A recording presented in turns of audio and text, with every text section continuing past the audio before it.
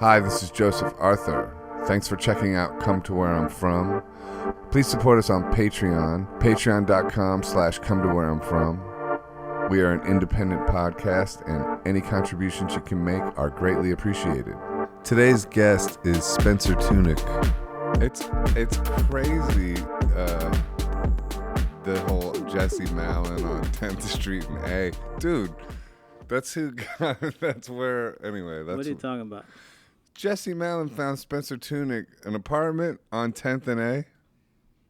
Well, I was moving from the Lower East Side on 3rd Street, heading up to 10th Street to live, and I was looking for a van. Do I have to wear these things? No. Oh my God, thank Lord.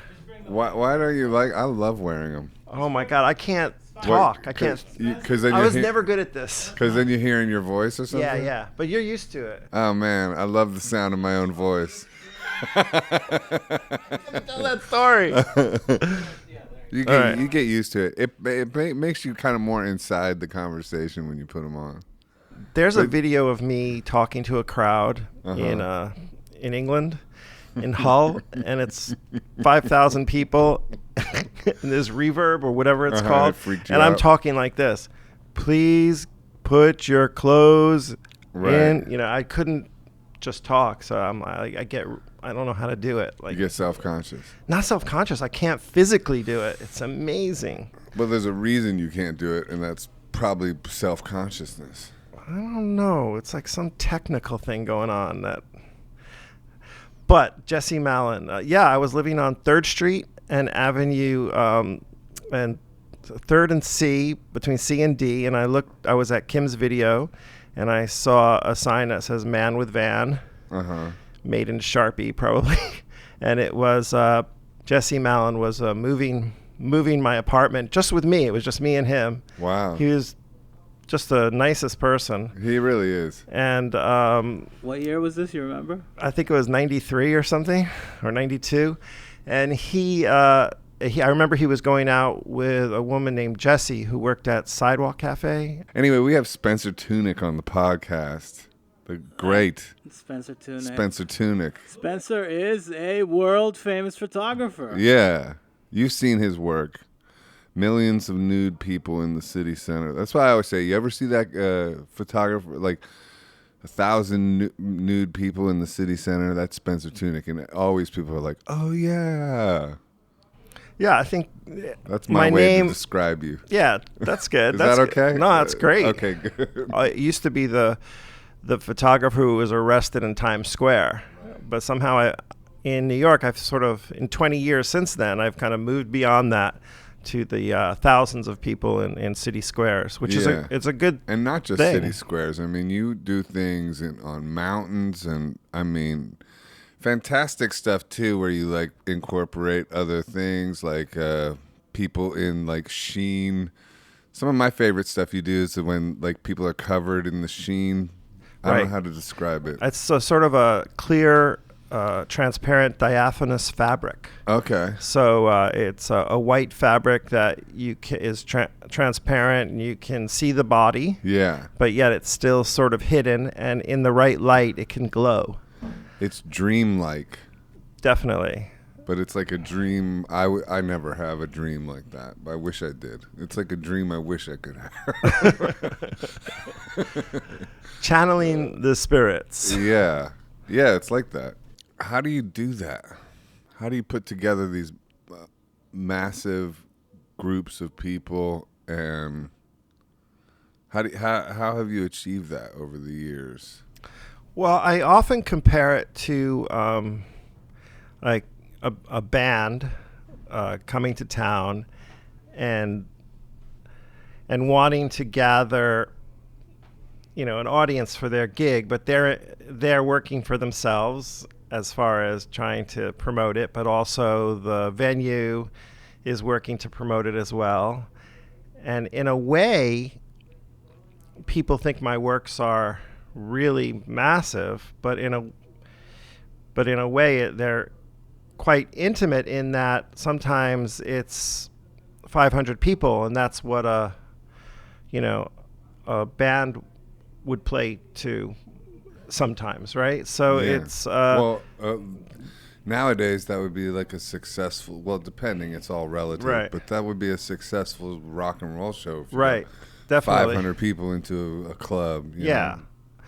So when 500 people are naked, people think it almost sounds like 5,000 or 50,000. That Right. when the word naked comes into the picture, it always seems like more. But so I guess when I first started out organizing these group nudes, it was in the mid 90s, and I would hand out flyers.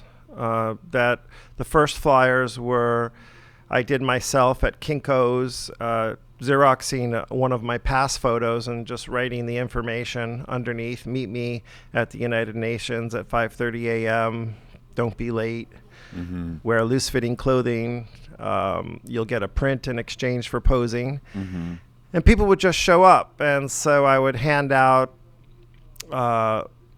for other ones that I did, I would hand out approximately 1,000, and 10% would show up or less. Well, Sometimes. the first time you did it, were you like nervous nobody would show up? Or Yes, the first time I did it, I handed out flyers and called people on the phone. And so I was really nervous. It was, for a weird reason, I chose a very high-profile location in front of the United Nations. And like a political thing, or Well, at the time there was news about the genocide in Rwanda, and it was not a protest, but I was sort of challenging or channeling that when I was working, and but I never, until maybe a few months later, mentioned that was in my mind. So the reason why I did it in front of the United Nations is because I did scout the United Nations for an individual nude. And meaning individual is since 1990 to 94, I was photographing one-on-one, one person on the streets of New York at sunrise, usually on a Saturday or Sunday. And I had scouted the United Nations, so I knew the traffic, and I knew what would happen early in the morning. I knew where the police were, where the security was, the time that traffic took to pass in front and then disappear. Like a bank robbery. It's like like in the movies when they heist, when they do like a bank heist. Oh, sure. And they clock all the information, and they know exactly when the cop is walking to go get his lunch. It's all timed out. It's timed, exactly. It's like Rafifi.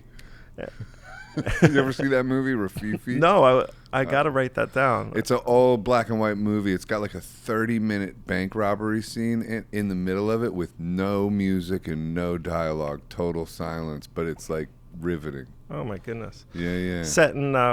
Set in black and white times. Okay. I don't know specifically the date, but before color. Right. Oh, my goodness. Yeah, Rafifi. It's a great one. Anyway, sorry to interrupt. No, I love you interrupting. Interrupt me. You have Okay. more to say. I'll keep interrupting. Okay, good. No, but so you knew what was going to happen. What drew you to do? What interested you in nudes specifically? That's what I'm kind of curious about. Right. What's this sort of almost? I guess you could say obsession with it. Or fascination with it. I don't know if obsession is a negative sounding word. It's not negative. I think my mom used to take me to the Museum of Modern Art, and I was interested in Rousseau and very moved by Gauguin and just seeing painting. And then my father had a subscription to Playboy. Right. And so I think the combination of my mom being an artist, and my mom went to Parsons, and also this collection of old Playboys from the 60s fascinated me when I was young, and just that combination somehow led me into being very interested in the body, not so much in photography at first, but more in cinema. And more in cinema. I was very interested how you wanted to be a filmmaker. Yeah, I wanted to be a filmmaker. I see. And then that slowly turned to me wanting to be an animator. doing animation. Really? Somehow. I was fascinated by, I think it was Ray Harryhausen, or Harry. I can't say it. Can you say Harry Harryhausen? Harryhausen? No, I can't. I don't want to. No. So he did all these films. He did a lot of the animation on the Sinbad films. The Seventh Voyage of Sinbad and some Jason and the Argonauts. So he was a big animator of claymation and puppets and so I was interested in that, and so I went to Emerson College thinking that would be a way for me to figure out if I wanted to be a filmmaker. And then in college I took filmmaking classes, some at the Museum of Fine Arts in Boston and some at Emerson, and I realized that I did shoot a film, an animated film of pistachios with clay in them, and then somehow coming claymation, opening up, coming into a big sort of shape and doing something. I can't remember what it was doing, but I shot it with 16 millimeter, and half the film came out black. So half the frame was black, half the frame was there, and I realized this sucks. All this time. Like time consuming as hell. Like claymation, that's like 8 months for 5 minutes of footage. It was ridiculous. And then I failed, and I'm like, and ideas were coming at me so quickly, and I was like, I just want to get my ideas out there. Yeah. So, and I tried doing sculpture and tried drawing, but I felt that I decided to take a photography class at Emerson College, and I fell in love with it. And my teacher was great. It was just just one guy changed my life. Teacher? A teacher, Steve Ships. How did he do that? And he's was a photojournalist.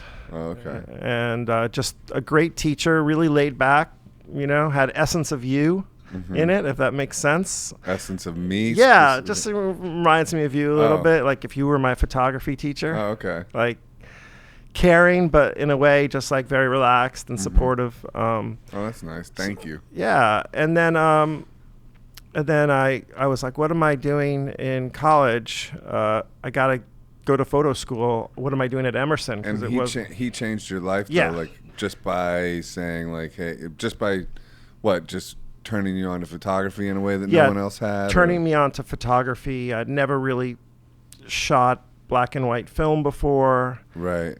And then while I was in college, I had a very supportive girlfriend who agreed to pose for me. And then I started photographing her. Right.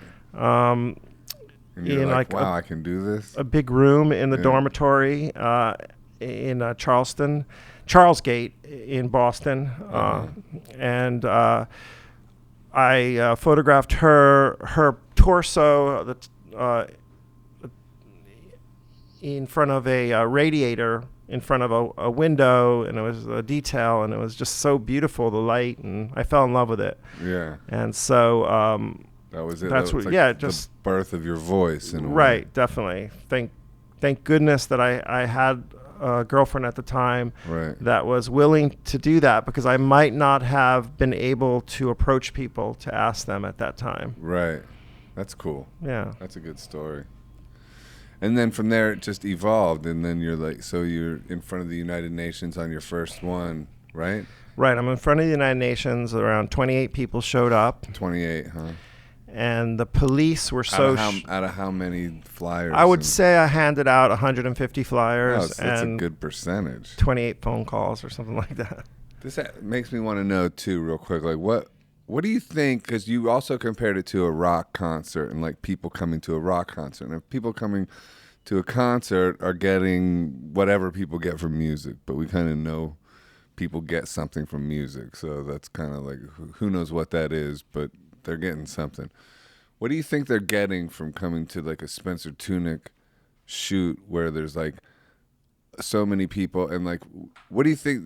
Do you think it's like unleashing some kind of part of them, or why do you think that people want to participate in a nude event like that? I think most of the people are not nudists. Right. And they just are everyday people that want to have an experience. Mm-hmm. But at the same time, most of them are museum goers or gallery goers. Mm-hmm. They have an idea that that they're making an artwork, and the more they participate in a collaborative way, the better the work will be. Mm-hmm. So they feel like makers. Yeah, they feel like co-creators. Right. And so, and also I give everyone a photograph in exchange for posing. So that plays a large part. I don't think if I did that, if I didn't do it, I don't think I would get as many people. Just the experience, I feel, is not enough. I mean, that's a great. I remember once being at one of your shoots, and that's a big incentive for a lot of people, especially now since you're well known. But back, when was this UN shoot? What year are we? 94. Wow. Right. So people, I would print, 28 prints, sometimes 150 prints, black and white, in a dark room, and then everyone would meet at Max Fish on the Lower East Side, on Ludlow Street, and I was Max Fish. Yeah. Shout out Max Fish. I was friends with the owner.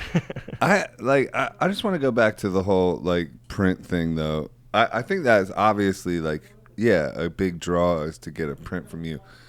But to do something like take off your clothes in a group of people and be photographed, and especially I do agree, I don't think most people who participate are nudists or anything like that.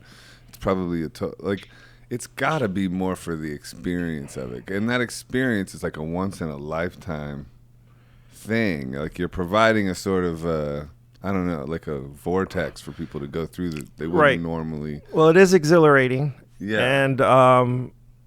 And even the hippest of hip will find it, at that time found it, energizing and incredibly alluring to do, because liberating too. No one had done it in many years since the late 60s in that way. There had been groups of nude outdoors. Yayoi Kusama, Japanese artist, had happenings in the late 60s of nude people at MoMA, on the Brooklyn Bridge, and Central Park, but no one was really hitting the streets with groups since then. So, and with that many people, so I think involved, and so I think it was a sort of a new thing that was happening back then, and because of the numbers of people. And I think it was an underground adventure, an urban adventure. Mm-hmm. And the way people found out about it was very difficult, because I would just stand on the street in Ludlow Street and hand out flyers from 10 at night on the weekends till 4 in the morning. Yeah, this is before the internet. Like a stand-up comic trying to get people to come to his comedy show. Right, or like a band trying to find a gig. Yeah, or you get a flyer for a free falafel if you buy one, get one free. Who was the artist that you were saying had done this before, or in the 60s? Yayoi Kusama. It's a woman, and Japanese woman from the 60s. And she's one of the most famous living artists now, alive, female artists, or male or female artists. Does she still do this kind of work?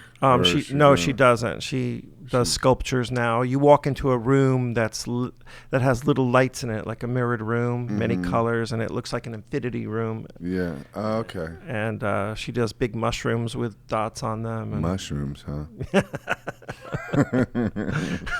I was checking out this book by Richard Prince yesterday. Right.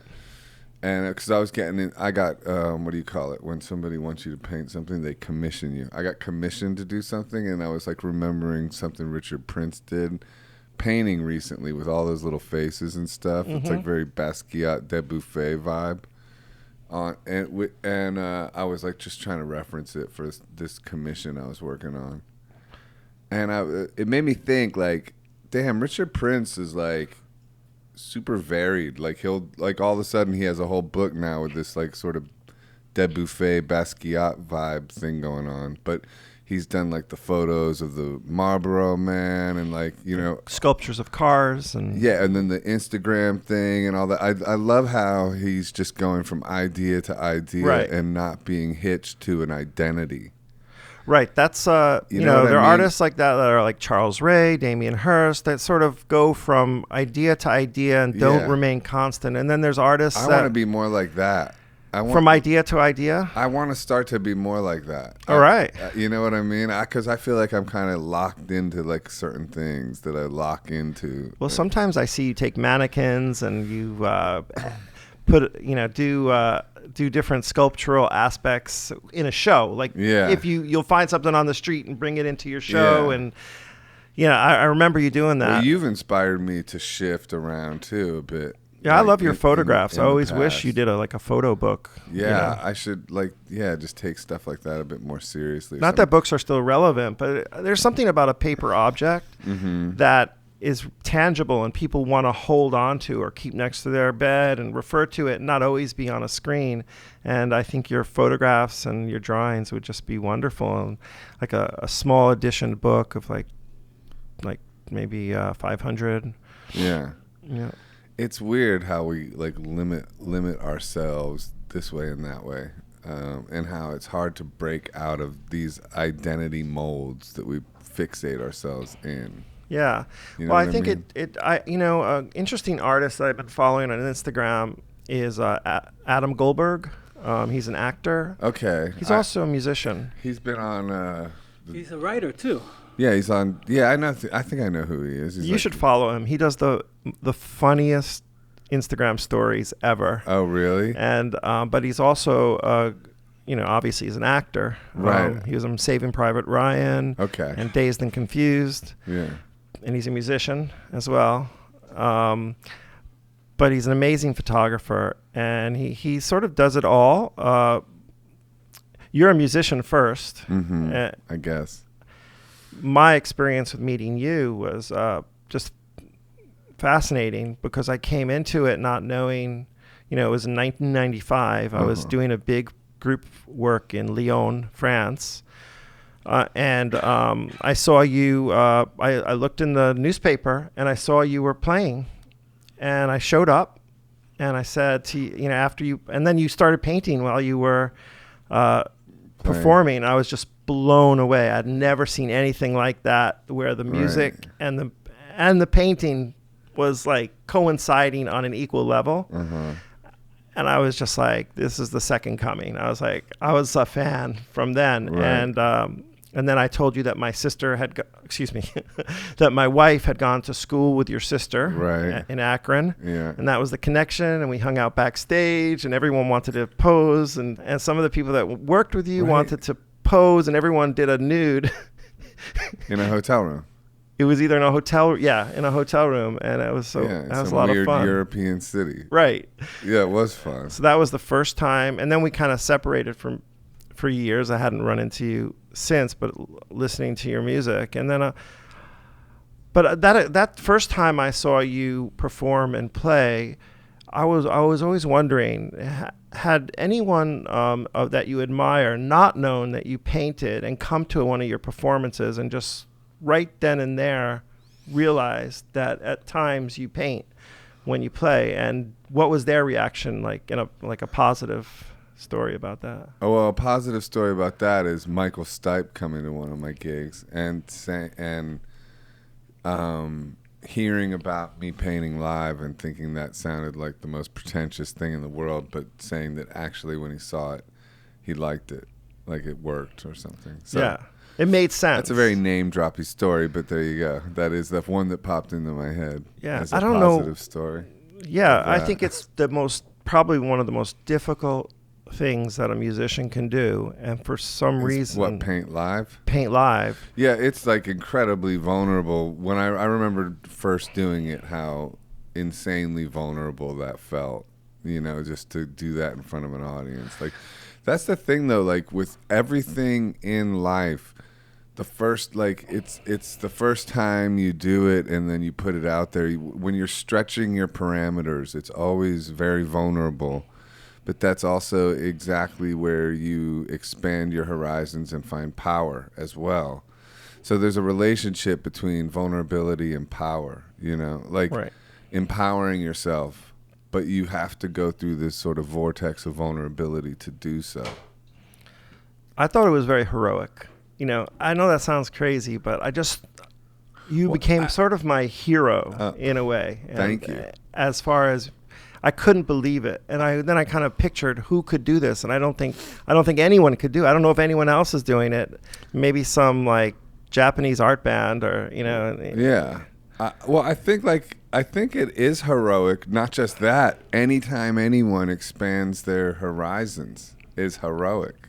Right. You know what I mean? So like, or anytime anybody takes a risk. Right. Like probably. In some ways, a lot of people who come to your shoots are being heroic, Oh, sure, definitely. And like your massive like shoots like that have a very sort of heroic feel to them. Well, they come up against a lot of politicians in the city before they happen, and a lot of sometimes the church.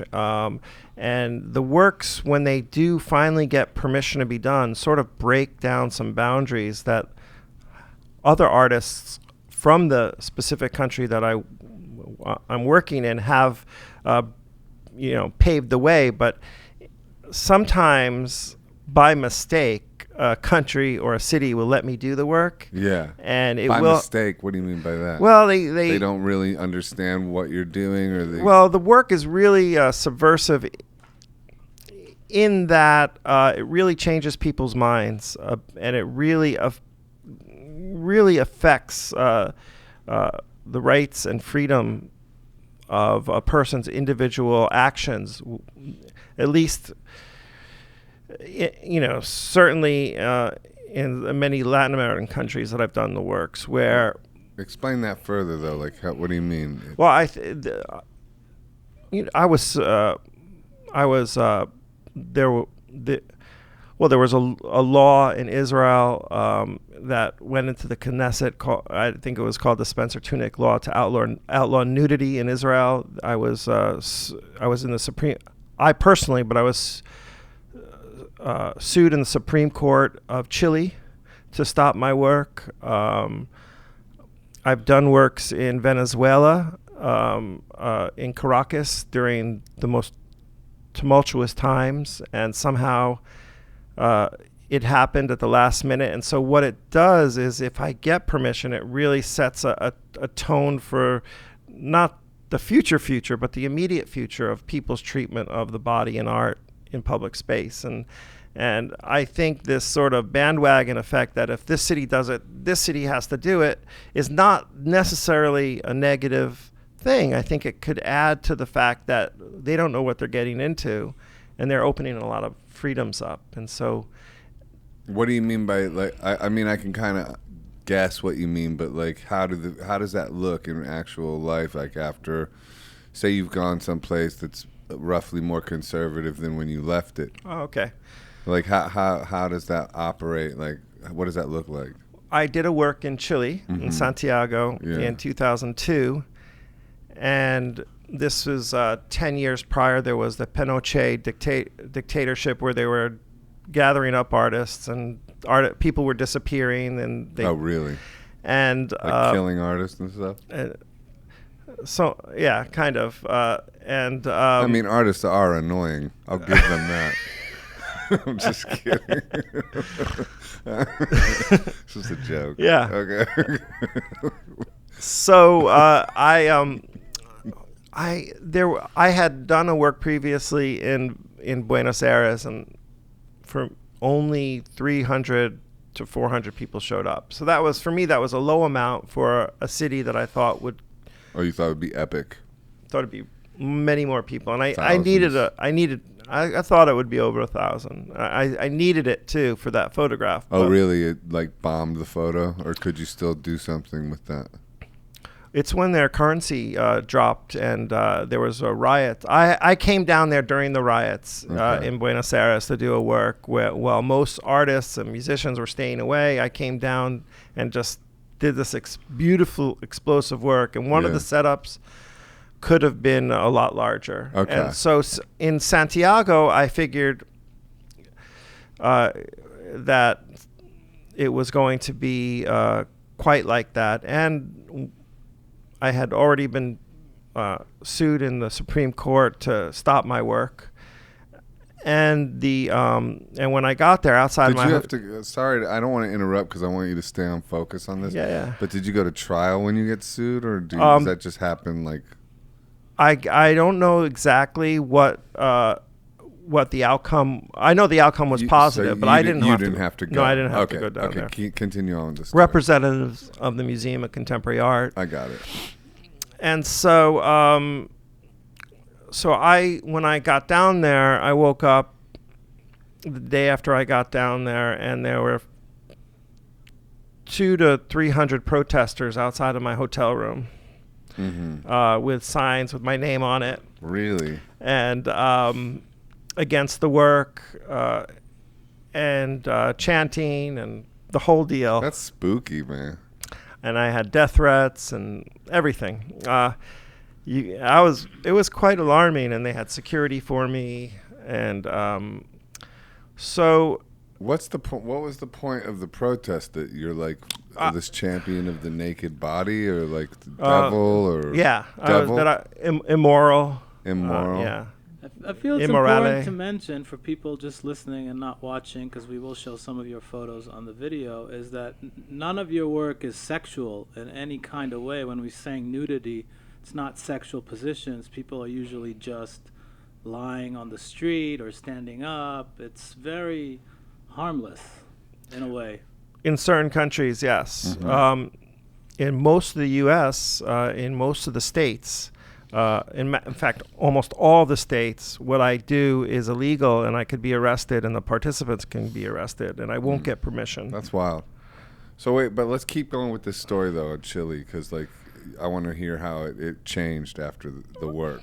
Let's stay focused on that. So I was part of the Sao Paulo Biennial, which was a part of the biennial was headed to the Museum of Contemporary Art in Santiago, Chile. And I was to do an installation. But wait, stay on the whole, like they're protesters outside the hotel. They're protesters outside the hotel. The installation, I call my group Photographs installation. The installation is about to happen 2 days from then. And then I find out, well, the weather is freezing. It's below, it must be in the 30s. I can't remember exactly but the installation was happening when the World Cup was happening, the finals. So people had to skip the World Cup in Latin America to pose. Oh, to pose. Okay. Timing. So I had protests. I'd gone to the Supreme Court, not personally, but and freezing, and it was the World Cup. Finals was on. That's what I'm saying. People aren't doing that for a print, man. They're doing it for the experience, I think. Anyway. So I'd only thought 200 to 300 would come because I figured 200 to 300 protesters. I only got around 350 in Buenos Aires. So what happened is 5,000 people showed up. That's amazing. And a newspaper named me Man of the Year of Chile. That's incredible. Which is usually reserved for politicians and scientists. What year was this? 2002. There was a saying, it could be still a saying in Chile before Tunick and after Tunick. Wow. And and I was in. There's a feature-length movie depicting the photograph starring actors coming to pose. In it, it's a wild, like if you're known in one place, that's where I'm if I went down there, I'd be a hero. Yeah, I'd be. Was it one photo in Chile? It's wonderful to have a place like that to go to. The installation was one photo? It was 2 different setups. There were so many people I couldn't control the crowd. I lost control of the crowd. It was my first time ever losing control of the crowd. Plus, all my equipment was in the museum. My my ladders, my megaphones. What do you mean you lost control of the crowd? I totally lost control of the crowd. They just started. What does that look like?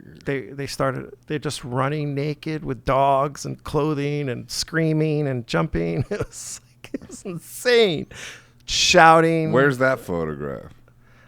We'll put it up. You send it to me. Yeah, but I have a video of it. That's just, I'll send you. It's just. Okay, maybe we can have that as B-roll. All right, yeah, We'll definitely. Yeah, we need to start having B-roll. Oh, and no, stuff while on the he's talking, podcast. that'll be up. I always wish Okay. podcasts had like a picture that would come up, on an Apple I podcast, try to but they don't do that. Apple podcast, you can't. It's Why too not?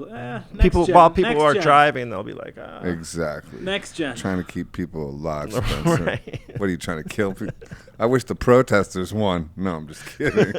So that's cool. I love that for a lot of reasons. One, like, when you get all that negativity, like 300 people, like, chanting and death calls, it's like that's a sign that things are going well. Like, the amount of haters you get or something is like the fact that it exploded into this 5,000 person event and that you became man of the year and everything like that. Like, I don't know, that's like kind of a rocky sort of story in a way, but like, so I guess the after Tunick would be just a more liberated society. What do you think? What do you think it means? Yeah, definitely a more liberated society, because not only because of my event and that happened, but just because how the media and the people, the participants, kept it going as well and kept that spirit. So it's just and to this day, I'm always people are wanting me to come back to Chile and do another work, and it's just amazing. When are you gonna go back? You got to go back. Yeah, I definitely want to go back. Maybe 2020. Yeah, 2020. Call it hindsight. 2022. Hindsight. Hindsight. There you go. There you go. 2020 hindsight in Chile. So, and then like recently you were doing the free the nipple thing on Facebook or on Instagram. Right. Oh, more Instagram, I guess. Like, and I was wondering like what your take is on the fact that the internet, that it came on all freedom. Like there was no limitations on the internet, basically. Like there was no, shadow banning and deplatforming and all that stuff. And then now that we're like inseparable with the internet, now that we can't like do without the internet, suddenly all of our freedoms are being more and more stripped away. The sort of outrage culture, silencing people. Okay.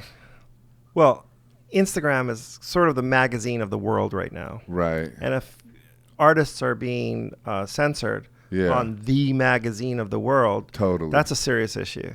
Yeah. And not only censored, but someone might have 40,000, 100,000 followers, or even 4,000 followers that they've spent so much Worked time cultivating over years and years, could be 7 years, and then to delete that.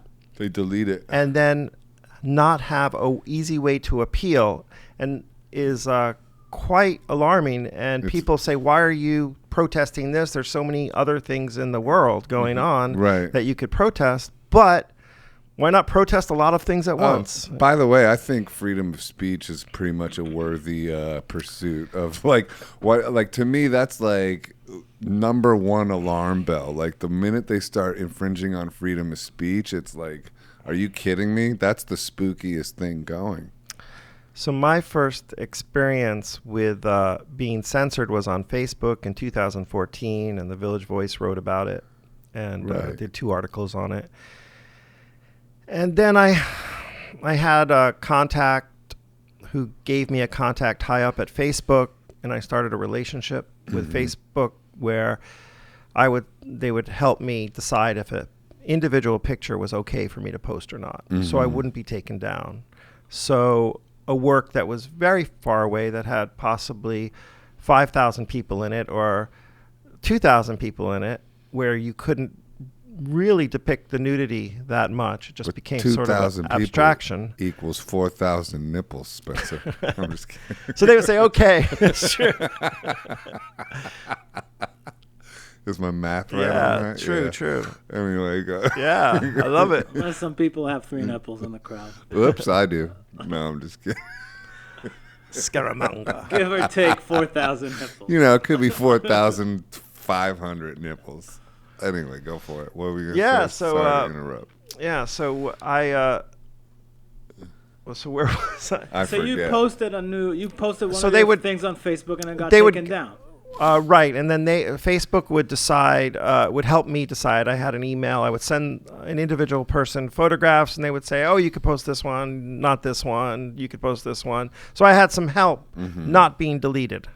Because the threat you would get was, if you do more of these posts, your whole site will be Account deleted. will So I was like, Yeah, people's accounts get swiped, man. yeah. So I had I had professional contacts on my Facebook, and so I had this relationship, and that led to my a connection when I started Instagram in 2012 to someone at Instagram that helped me there as well. So when if a picture was deleted, they would help reinstate it, and but then he left Instagram, and I tried to for him to connect me with another person, and he didn't connect me with another person. He tried. He contacted Facebook and Instagram to have someone there that could help me, and no one wanted to help me. And so then I was lost. And then at that time, a lot of artists were sending me messages about their sites being taken down and images, but mostly about their whole entire accounts being taken down. So I sort of became the sounding board for that. How many artists? I would say in a month, maybe 3 to 4, but that's a lot. Then I started getting shadow banned. Right. And that really freaked me out, because here's a new issue where, so I would post a picture, and then I would hashtag a museum, Right. and then I would hashtag climate change. Let's say if the photograph dealt with climate change, or for whatever reason I wanted to hashtag it climate change. Mm-hmm. And I would so the work would show up in the museum's hashtag area, but not in the climate change area. And then I created my own hashtag, Emotional Freeway, which is a good title for you. That is a good title. Where did that come from? So emotional. I've been photographing in the Ramapo Mountains in Harriman State Park, overlooking a superhighway, and the people that I'm photographing in individual photographs are nude on a rock, a huge, massive rock outcropping, looking down at the superhighway, Highway 87.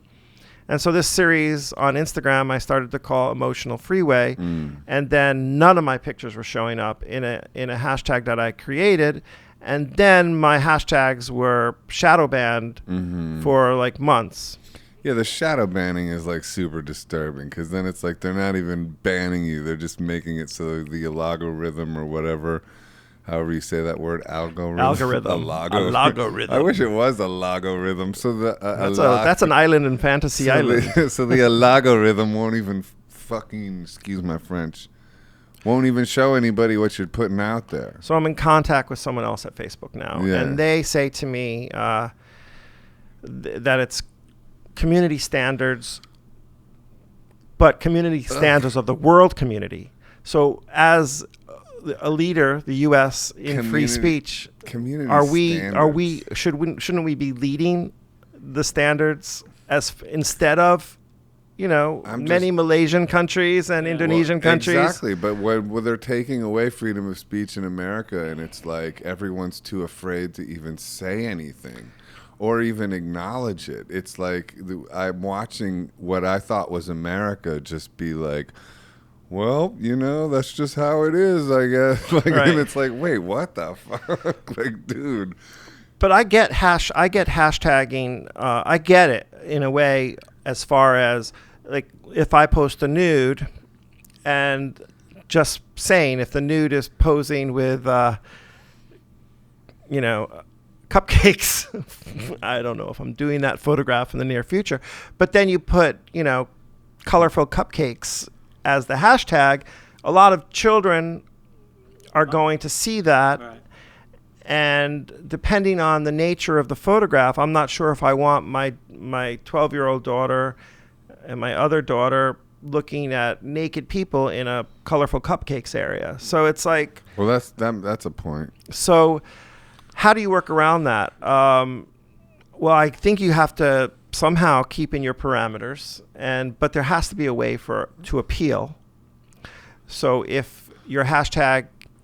Like I worked with a museum and if they commissioned me to do a large photograph, I want to be able to hashtag the museum and it show up in their hashtag field. Yeah. There has to be a way to appeal, or there has to be a way that you get certified that your account, that you're not like a troublemaker, and you can, if there is trouble, your account, if they notice that you did something wrong, that you won't get banned, or there's someone to contact. And so what about that though? Like, what about, okay, nudity on social media, but kids have access to social media. So how do you well, YouTube, how does that go in your head? Like, right. How do you deal with that? Right. Well, YouTube allows artistic nudity on their platform. Okay. They don't allow porn. So there is a Right. way that these social media companies can filter or work on it, or find ways to be able to allow artists working with the nude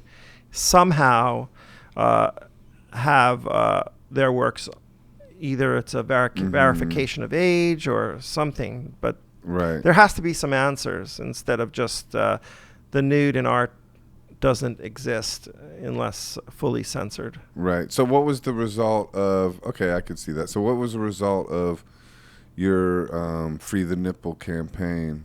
Right. What happened with that? Well, what is the law in the U.S. that you said it was illegal for you? What is the actual law? Well, actually making the works physically on the street, me and let's say one person, or me and 100 people, most of the laws against public nudity in states were created to protect the public against the porn industry. Which I think that's good. So, but at the same time, it affected artists working with the body in a non-pornographic way. Right. And so most of the states in the United States, including New Jersey, there's no window in the law that even if you're an artist, that you can work with the body nude in public space outside of an enclosed environment. New York State, luckily, has a law that you can work with the nude if it's for art, entertainment, or exhibition. And when I used to get arrested in the mid-'90s to 2000, around 5 times, it was in my rights to do the work. But Giuliani, the mayor at the time, didn't like the law and decided to instruct the police commissioner to instruct the police to arrest me if What do they you saw get me. arrested for? Like, what's the charge? Indecent exposure. Causing a violent act, indecent exposure, Causing a violent act? promoting the exposure of a person, blocking pedestrian traffic. Promoting the exposure of a person? Yeah. What happened with the Free the Nipple campaign? Facebook is going to now have a meeting with artists to discuss how artists and museums and institutions to try to finally discuss a way to allow Artistic nudity? With photography and video on their platform to discuss how this could happen. And, Okay. Yeah. So it actually worked, or it might. It worked in It raised awareness. It raised awareness. It worked in getting the meeting, and it also worked in that the appeals process might be easier, And, it didn't start with me. One of the first artists protesting the censorship was an artist named Nicole Hebron. Oh, yeah. And she was the first. Shout out, what's her name? Nicole Hebron. Nicole And Hebron. she was the first artist What to kind of work use does the she male do? nipple Oh. to cover the female nipple. Oh. And since then, many, many artists have done that either with photography or illustration. Mhm. And this was my iteration of that Of that practice. of or that that, practice, yeah. Oh, that's cool. I'm just curious because I'm looking at your book called Reaction Zone. That's mostly 90s stuff, and 2000 has a lot of New York City stuff, which is beautiful, including your first one here that's called General Assembly of the UN that you talked about. Right, yeah. So all these photos on the Brooklyn Bridge in Times Square, did you have to get permits for them if back then? Like or did you sneak onto the street and just take it? Because some of these, like there's traffic, you clearly didn't block the street for the photos. Right, so my Reaction Zone book, just so you know, is a limited edition book that is self-published, and you can get it on my website.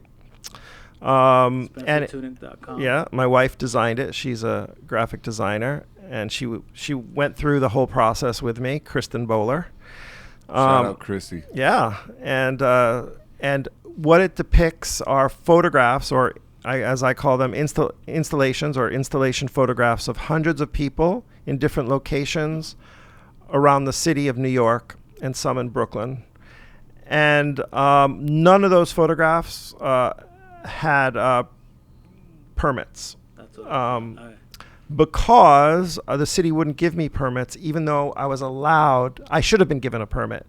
So when I went to the film permit office, they said, we can't give you a permit. And then they kind of hinted to me that I would have to steal locations in order to make my work, and I got the hint. So I continued to steal locations, and then police would find out about my work eventually somehow, and they would send paddy wagons with police to arrest the participants. I'll put this photo. It's called Sex Drive.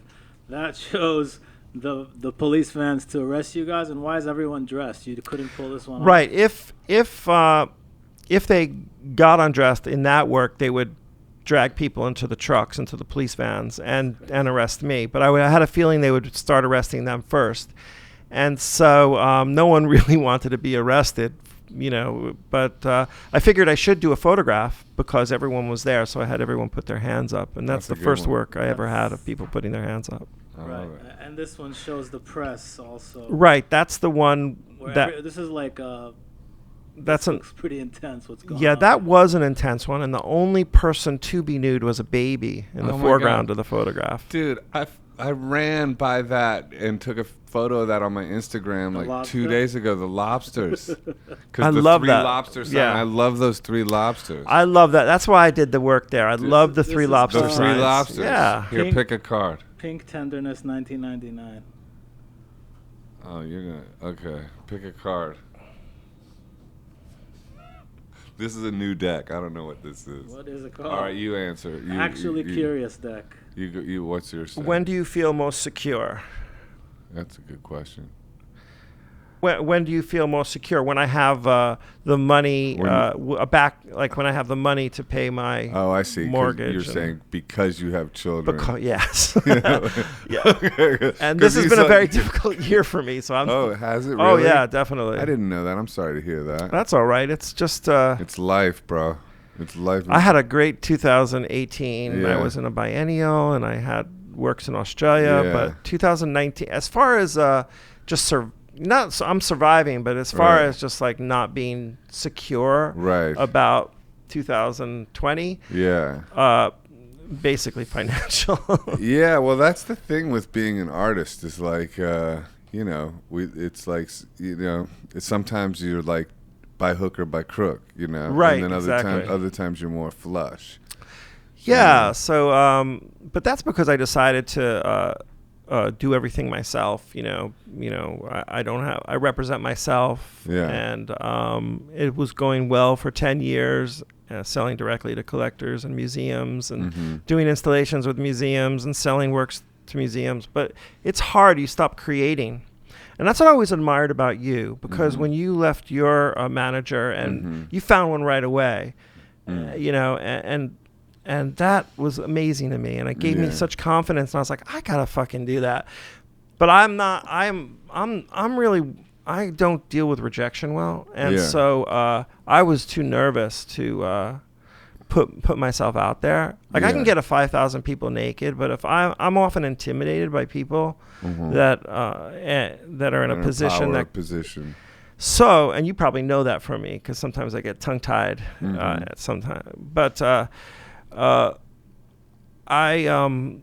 I didn't make that move like you did, and I did it all myself, and it was wonderful and successful, and I didn't stop making art. You know, I continued to really dive into the art, but I also did the negotiating of the contracts and the selling of the work and the answering, and I have thousands of participants, and 100,000 people want to pose for me on my lists, you know, and so it's just so much for me. I got overwhelmed, and because I didn't have people helping me, it led to this moment where I need to reinvent myself. And so this is an interesting thing, a card that I got, when do you feel most secure? And I think I feel most secure when I'm not worrying about paying my mortgage and my children's health insurance. So like it's come to that, but I'm going to pick it up to the next, not even the next level, the next level. Yeah. After this interview. Yeah. Well, this interview is the kickoff point. Right. Is there anything you do to like actively like manifest? Like I'm into that stuff, like wish boards or vision boards, or like writing down like I want this, that, and the other, and like sort of envisioning what you want. Do you do anything like that? On New Year's, Kristen and I do your New Year's list. And I've done all my lists except find that partner who's going to help me take it to the next level. Right. You know, whether that's a gallery or an individual representing me independently, but finding that partner, that family member, which is often a gallery, that can help me just concentrate on making work.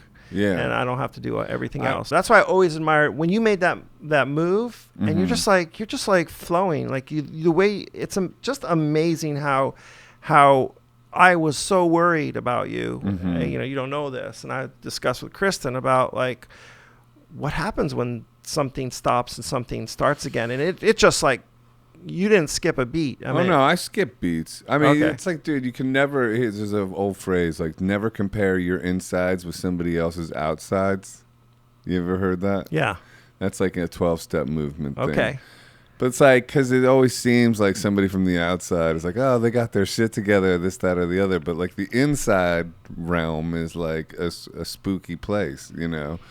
So I mean, dude, I went through like hell and back, you know, on a bunch of levels, and I'm still like, every day is like a recovery in a way. It's like every day is like a work of getting my state of mind together. I go to yoga every single day. I run a bunch of miles every day. Like all that is to keep my state together so that I can be an artist without taking drugs, without doing self-destructive things, you know, like, and that's my work, you know, and it's like what's manifesting things like this podcast and stuff like that, you know, which is also an aspect of survival. But do you do anything like that, like a daily meditation, any kind of daily maintenance on your spirit, or like physically or anything like that? You seem like you're in good shape. You look good,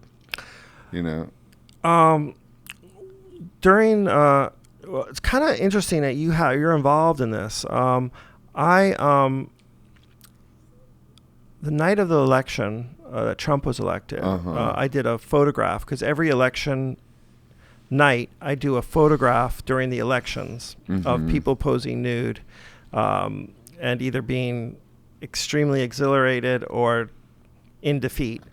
And after doing this photograph of around 28 people, or 25 people, in New York City, I drove home with Kjerstin in complete shock. I drove home, and I don't know if it took me 10 hours or 2 minutes, whatever. I was like in a daze. I got home, and there's a political lawn sign that Kjerstin painted in front of our house that was pro Hilary, and a beautiful inclusionary design and wording. And I lifted that wooden sign with posts myself out of the ground and dragged it into the backyard. And I injured my back, and I was in bed for a month, unable to move, and literally not being able to get up and walk. That sucks. And then you told me you were on Mark Maron. And I had never heard of him. WTF. Right. And I listened to the podcast. I'm hoping the timeline is happening, but for whatever reason, Kjerstin said you have to get this therapy tub, which is like it's kind of like a soft. It's called a soft tub. It's like this small, low end hot tub. And just soak in it. And so for 6 months, I just soaked in that hot tub. Healing myself, and listening to Mark Maron. And Epsom salt baths kind of thing? No, just circulating water and just soaking. And so I think soaking, and also I put up a basketball hoop, and I shoot a lot. I shoot a lot of basketball. And you meditate in that too? I'm pretty good at shooting. So for me, meditation is sort of like shooting swishes. Oh, okay. Just like I get a lot of photo. Is it a basketball, like a little bathtub basketball, or is the basketball that's cute. outside? Yeah, I like that. All right. No, I'm like it's a hot tub basketball. No, it's a gorilla. It's a big in the cement. Basketball hoop in the cement sort of thing. Real basketball. Okay, so it's not one of the mini ones. Yeah, it's not a mini one. I was picturing you in the tub shooting the hoop, Thank God you don't make realist paintings of artists. Oh man, I could never do it.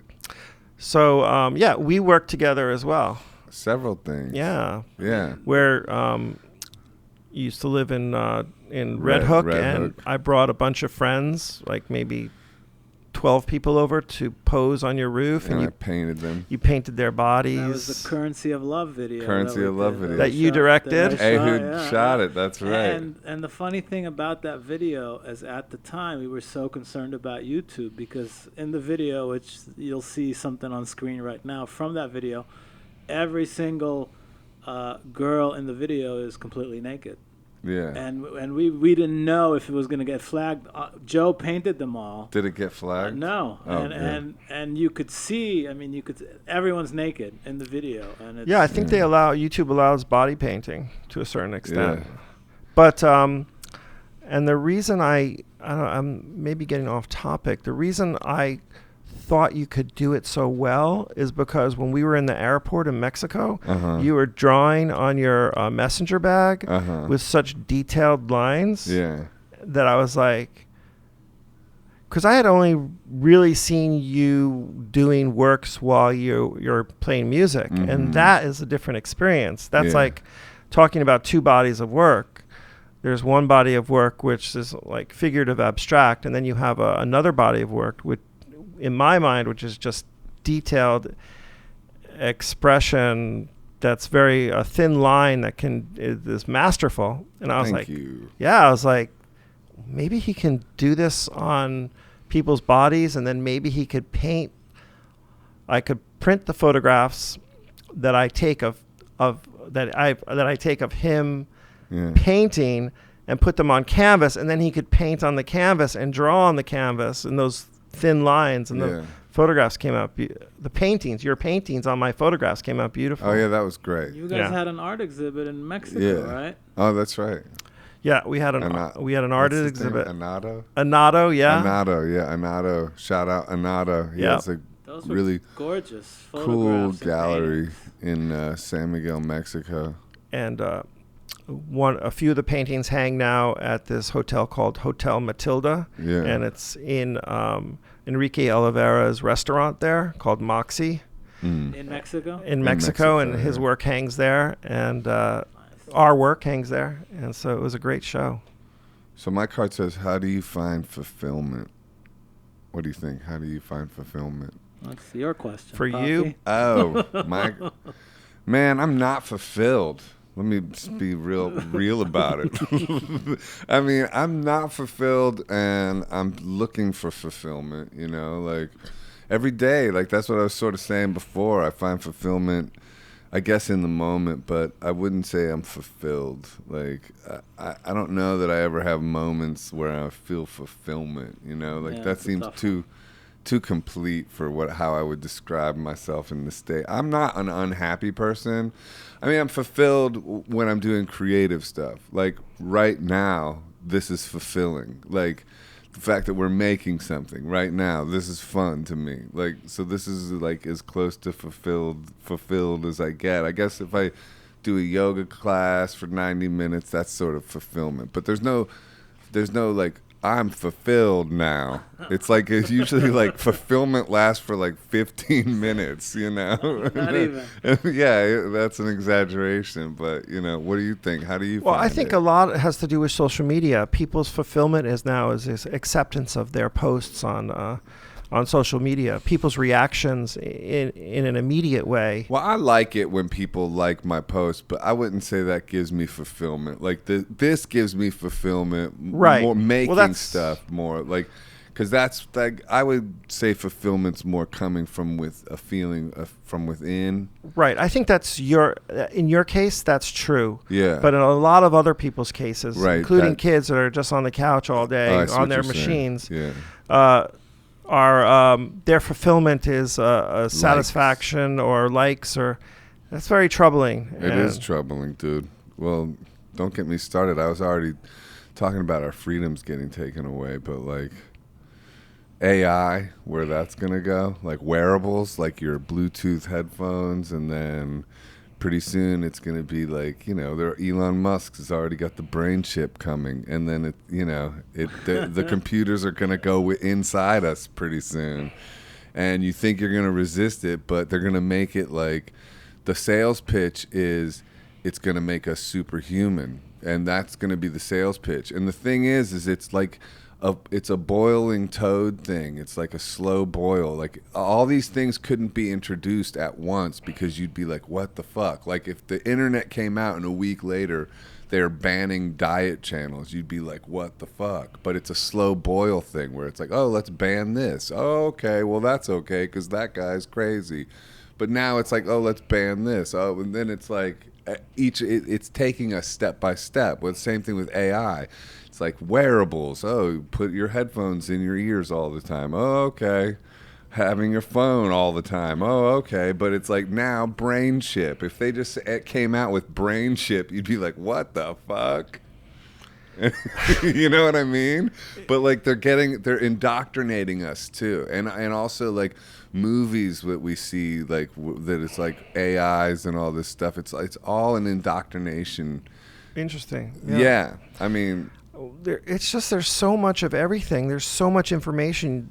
You can never stop consuming, and the way to get around that is I think parents or friends or whatever have to help each other out by, you don't need that much to be satisfied. I think it's important to be up to date on certain music or certain images or artists, but I think there comes a point where you shouldn't have too many followers, or you shouldn't be following too many people. You shouldn't be seeing too much, Yeah.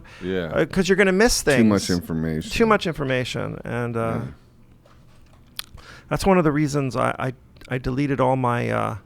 I'm not following anyone anymore. A few days ago, I deleted all the people I was following. I noticed you unfollowed me. And the reason I did it was because I follow Zero. I just did it. How did you do that in one foul swoop?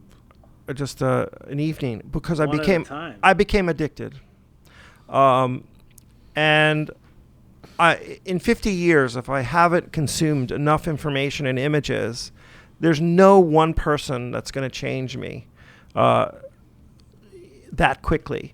If I want to, I know the people who I enjoy following their stories. If I want to dip in to Joseph Arthur, I'll I'll type in your name. It comes out really Yeah. quickly because I dip in a lot. Yeah. If I want to follow Adam Goldberg, I'll dip in. If I want to follow Marilyn Minter or other artists that I enjoy, I'll dip in. I couldn't take it anymore. I couldn't make work. I would get up, have coffee in bed, have my phone on, and I'd be in bed for like an hour and a half on my phone. I'd be like, I see. Here's how I deal with that, because Okay. I will just let myself fuck up. Because to me, if I go into my phone first thing in the morning, that's an automatic fuck up. Like, I know that, but at the same time, I got a 10 a.m. yoga class I'm going to go to, and I'm going to try to run before that. So that's going to be in a 4-mile run, and then 90 minutes yoga, and then I won't turn on my phone for at least a half hour after yoga. So I know for a fact I'm going to be away from my phone for at least 2 to 3 hours every day. And that definitely great. happens. Yeah, definitely. I see you running. And so I'll post a run, but I won't look, Right. And so I'm away from the phone. Well, I mean, I got YouTube, I got a mantra on or something, but I'm not Right. I'm not on addictive vibe of social Right. media thing. So what I did is I keep on posting and posting contact like I had been. I'm just not constantly, looking at everyone's stories and their feeds. And so, and in a way, I've had more time to be with my kids. The fighting has been a little bit less. Not that the fighting was a lot. I'm just saying I'm communicating more with Kjerstin and my wife, and I think I'll be able to be more productive. But still, the people who want content that are not dealing with thousands and thousands and thousands of people, like like I'm dealing with for my work. But when you post something, do you still then I have a hard time not looking and then I feel like obligated to like when people comment things and stuff. Do you have that? I have.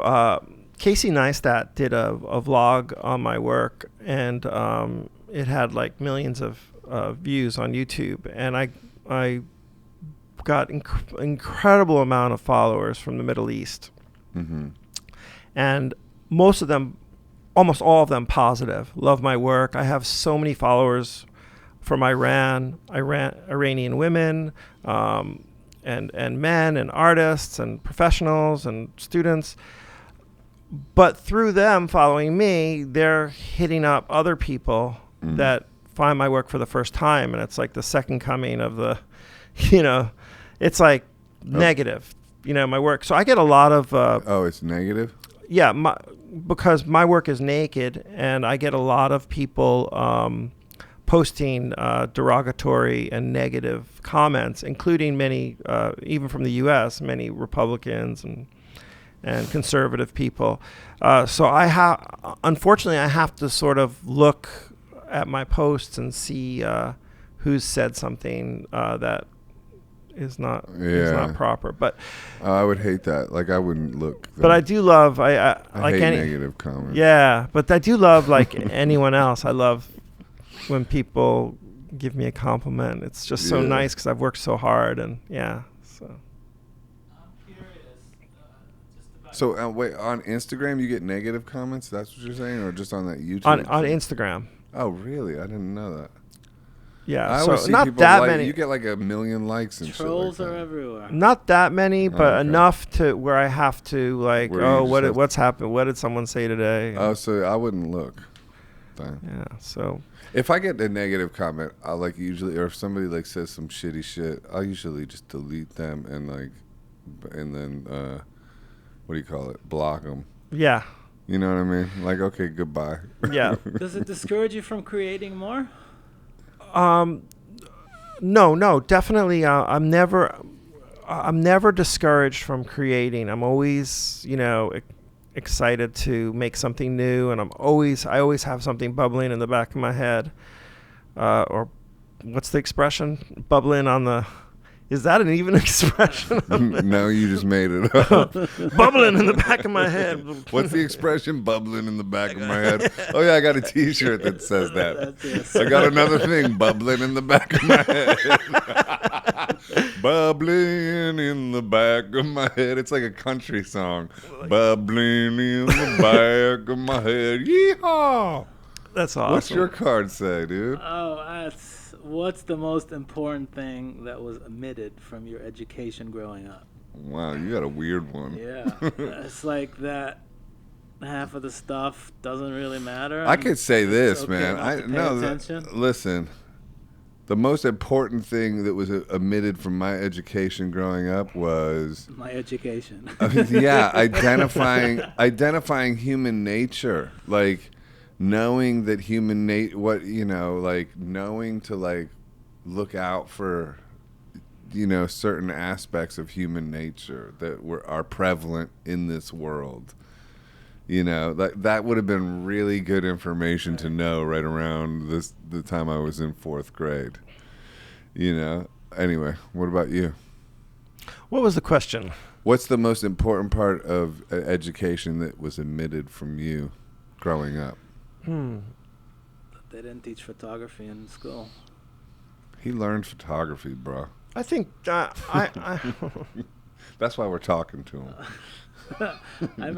I took this as education as like high school and I know, but I was saying I think business. I have practical, a basic business course. That one I'm always too. Money. I always envy friends who bought a house when they were did something financially at a young age to secure something that I should have thought of. But I didn't because I didn't know. So just sort of a business class. Yeah. High school would be great. Less Bible, more business. That's a good answer. Yeah, I actually I went to military school. So and there was no art program in my military school, but I complained to the superintendent, and they started an art class, and so I kind of fixed things for other students and myself in military school, and it's the same. It was New York Military Academy, so that's something that I didn't have that I created. So I just had a question about like your work process.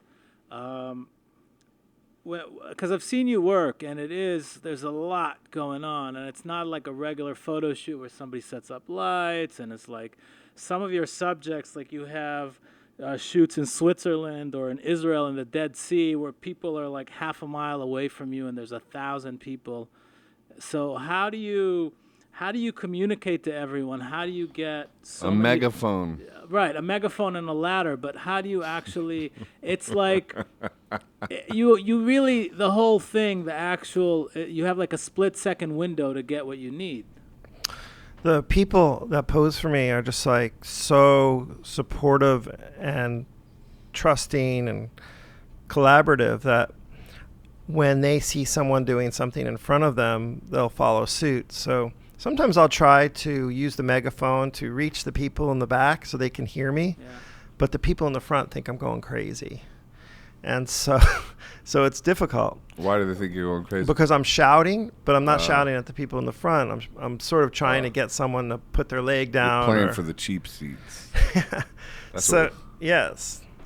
But sometimes I try to see if there's a way to get a sound system, and there's a hidden sound system throughout. Oh, okay. And then I'll have a microphone, but at the same time I get that crazy, what's it called, Joe, with a reverb, or what's it called when you feedback. And when I have feedback, I start to talk very slow and I can't communicate. So I have a difficult time with that. The best way is a megaphone. So it's not always, my largest work that I've done was 18,000 people in the Zocalo in Mexico City, posing nude. And for that, I had a sound system that the government loaned us. And so that was very successful, but still it was the largest square in the world, and they couldn't hear me in the back, so it took me forever to get people into a position where they're curled up. It's like Chinese whispers. You say, hey, front row, tell the road behind you, then keep doing it. And then by the time it gets to the back row, you're telling everybody to put their arms up, but in the back row, everyone's standing on their head. Exactly. I just hope that people in the front just are really cool and listen to me and not kind of rebel with a crazy position. It's impossible not to. That we all know how Chinese whispers goes. And then, as on the opposite side of the spectrum, how do you pull off a shoot in Times Square without a permit? You hand out flyers. It's very hard to do it now. You'd have to do what I did in the past, where you hand out flyers individually to people not wearing suits, people that look like bohemians, and just individual flyers, completely underground and off the internet, is a good way to do it, because even when I was doing later on, when I was doing my large group works, someone that worked for the city, Giuliani's administration, was secretly on my list. And as a favor, he said to me, I was on your list, but I didn't notify the authorities. So, and that's because he was dating a friend of mine, and she kind of helped me out. But physically, you show up at like 4 a.m. Like, how do you execute it? Yeah, we show up before the sun rises. And as the sun rises, I give people instructions. Is everyone casually on the street like they belong, or? In the past, we've held up signs, bird watching tour. On the Brooklyn Bridge, we had a sign like that. And sometimes we would have someone dress up in costume to divert that while we were gathering, that it was some sort of like fashion or comic oriented photograph. But usually you gather really quickly and you do the work really quickly, and that didn't work in 1999 in Times Square, and I was arrested with my assistant in front of all the participants. And that's the case that worked its way up to the Supreme Court, up to the federal courts in New York, where I won at every federal court level, the federal New York Supreme Court. And then it went up to the U.S. Supreme Court because Giuliani appealed my win. And then it went to Ginsburg, and she decided with my winning at the highest New York level of the courts, and then which the city reappealed to the entire Supreme Court. So the entire Supreme Court was looking at naked photos, summer of '99. That's amazing. Yeah, and so and then the entire court decided that my works were First Amendment protected, and they remanded it back down. So I won. I won the right to make my works in New York City against Giuliani. My lawyer, who I love, they awarded me $33,000. What's your lawyer's name? Ron Kuby. Ron Kuby. Yeah. Shout out to Ron Kuby. Fucking yeah, I know Ron Kuby. He helped me get my van back. He's also the Big Lebowski. Dude, he's also the Big Lebowski lawyer, like in the Big Lebowski, right? Yeah, like Jeff Bridges says, I want my lawyer. I need my lawyer, Ron Kuby. Really? Yeah. Oh, my God. So Ron defended me in 5 arrests, and him and the NYC. The famous lawyer. Yeah. Him and the NYCLU defended me against Giuliani and the Howard Schaefer, the police commissioner. They used to instruct the DA's office on what to do to artists working with a nude body based on my work, and it wasn't so pleasant. Right. But I'm just lucky to be part of the conversation and just have had a little moment in time where I kind of solidified the law that you can't deny artists permits for working with the naked body on the streets in New York, and actually all of New York State. So, dude, thank you for doing the podcast. Yeah. Rock and roll. We got to wrap it up, but it's been an honor having you on. Thanks, and Joe. I'm telling you what, man, long may you ride, dude. And I'm sure it's gonna keep up leveling like what you're planning. Thank you, Joe. Yeah, Appreciate it. Putting that good energy out there for Spencer Tunick. Yeah, and people can buy your books and prints and everything off your website. Yeah. I don't sell photographs off my website, but my books are at spencertunick.com. Why don't you sell photographs off your website? I don't know. I just don't. I'm not really into posting works on the website and photographing and selling them. Usually, I like to do that somehow in a very more private way. Got it. Okay. Well, tell people where to find you. I live in the Hudson Valley. To give them your address. I have a email on my website. And Instagram is what? Yeah, Instagram. I have a really. I'm trying to post great stories on Instagram, keep my content flowing, and because at Spencer Tunick. Yeah, it's Spencer Tunick. At Spencer Tunick, and again, people are my medium, so I need to connect to my medium. So go check out Spencer Tunick and leave positive feedback on the comments. Thanks, Spencer. Thank you. Thanks, Joe.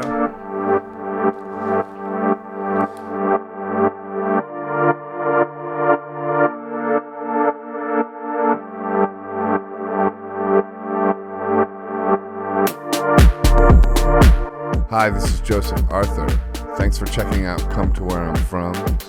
Please support us on Patreon, patreon.com/come-to-where-I'm-from. We are an independent podcast, and any contributions you can make are greatly appreciated.